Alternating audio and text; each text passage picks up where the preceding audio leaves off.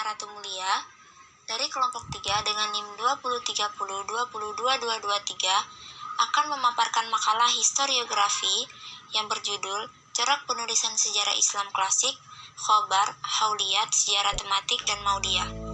Pengertian historiografi. Secara tematik, kata historiografi merupakan gabungan dari dua kata, yaitu histori yang berarti sejarah dan grafi yang berarti deskripsi atau penulisan. Kemudian, secara istilah, historiografi atau penulisan sejarah adalah usaha rekonstruksi terhadap peristiwa yang terjadi pada masa lalu. Perkembangan sejarah Islam pertama kali ini masih bersifat Arab murni, tidak ada peran Persia atau Yunani, dan penulisan sejarahnya pada generasi pertama adalah orang-orang Arab. Akan tetapi, dalam perkembangannya, kemudian mendapatkan pengaruh dari ahli kitab Persia.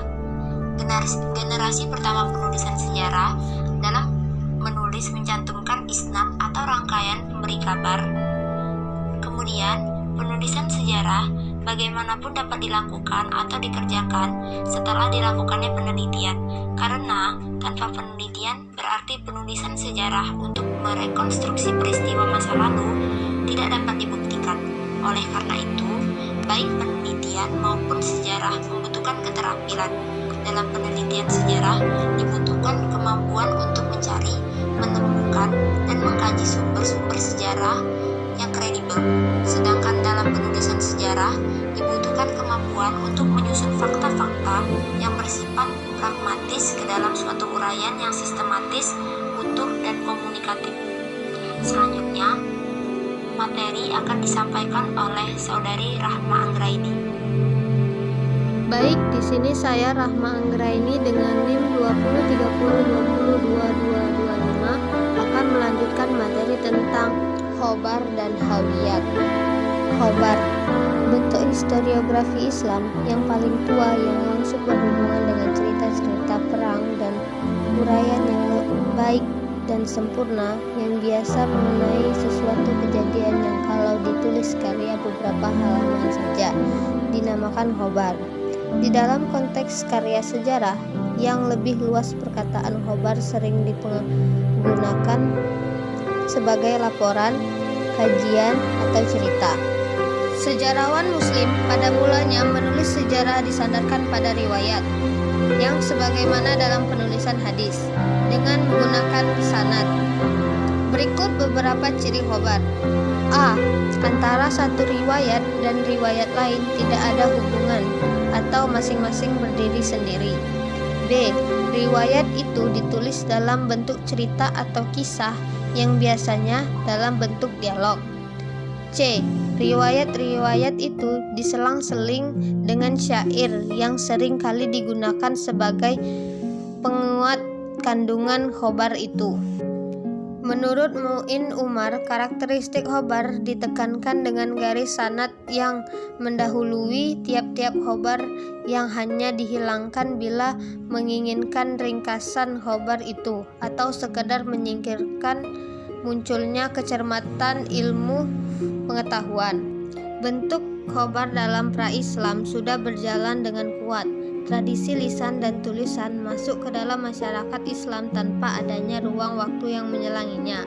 Pada masa itu, riwayat berpindah dari satu orang ke orang lain atau dari satu generasi ke generasi berikutnya melalui tradisi lisan.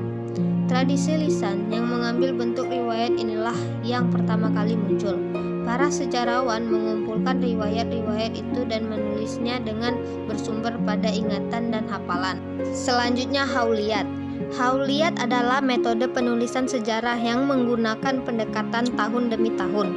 Kalau sebelumnya sejarawan Islam menulis peristiwa-peristiwa sejarah secara acak dan tidak berurutan, dalam perkembangan seterusnya para sejarawan kemudian menggunakan dua metode penulisan.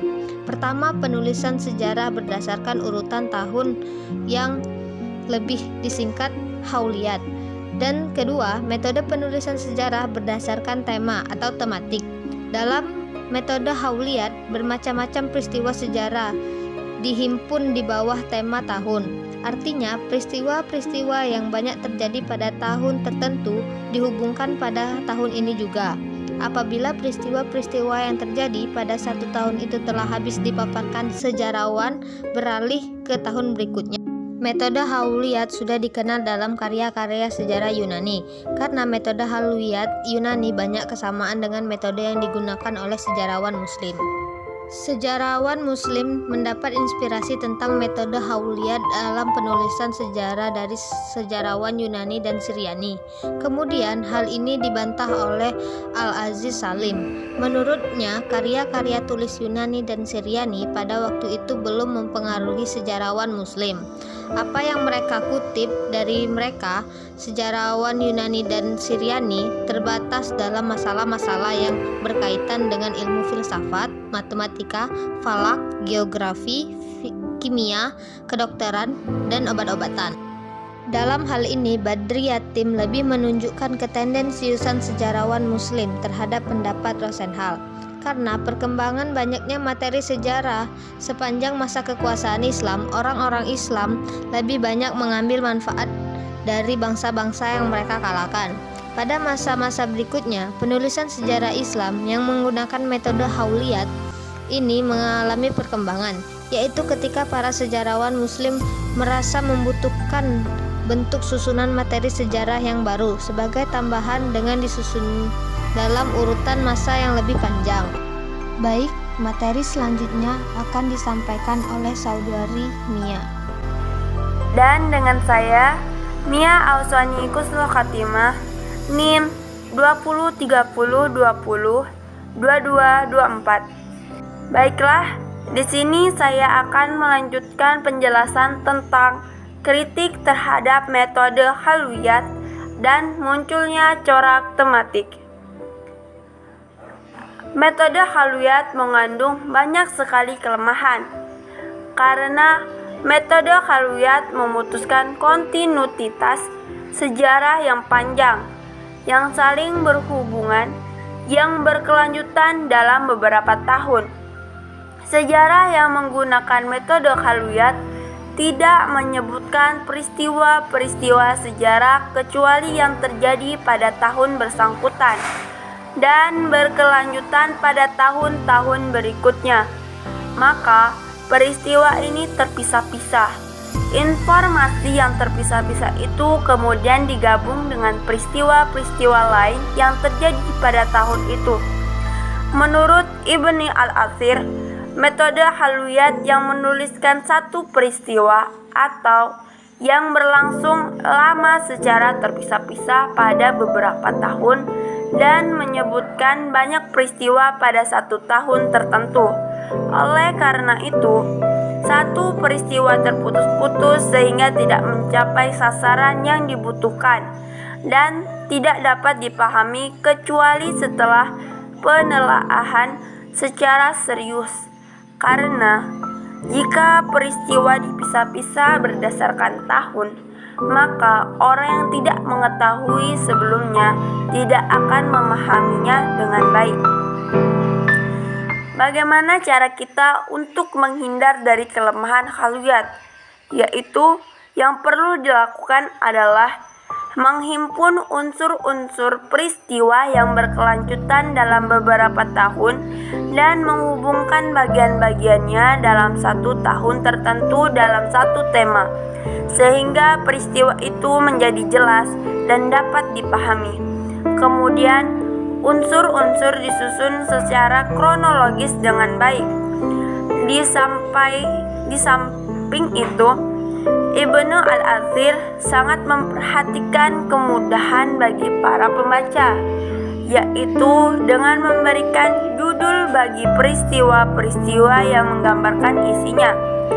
Kadang-kadang peristiwa kecil yang terjadi pada tahun yang sama dihimpun diakhiri dengan riwayat-riwayat hidup tokoh yang meninggal dunia pada tahun tersebut. Selain Ibnu Al-Athir, penulisan besar lainnya yaitu Syihab al-Din juga mengkritik metode Hauliyat dan menulis sejarah berdasarkan tema. Di dalam karya sejarahnya, ketika memaparkan sejarah dinasti-dinasti, Syihab al-Din menulis dinasti setelah dinasti lainnya. Dalam hal ini berarti Syihab al-Din tidak beralih ke dinasti lain sebelum sejarah dinasti itu tuntas ditulisnya, sehingga peristiwa-peristiwa yang terjadi tersusun secara berkesinambungan dan dapat dipahami. Dalam hal ini, Badriyati menjelaskan perkembangan corak-corak sejarah pada masa keemasan. Bagaimana sejarawan merangkai sebuah kejadian dari yang tidak teratur sampai tersusun, sistematis, sehingga lebih mudah dipahami. Kemudian Badriyati banyak menyajikan perbandingan-perbandingan dari para sejarawan yang ditinjau dari hasil karya-karya. Namun, dalam hal ini tidak ada keberpihakan atau satu pendapat dari satu para sejarawan tersebut. Baiklah, itu tadi penjelasan dari saya dan akan saya kembalikan lagi kepada moderator. Terima kasih. Mungkin cukup sekian dari kami, dan kepada teman-teman yang ingin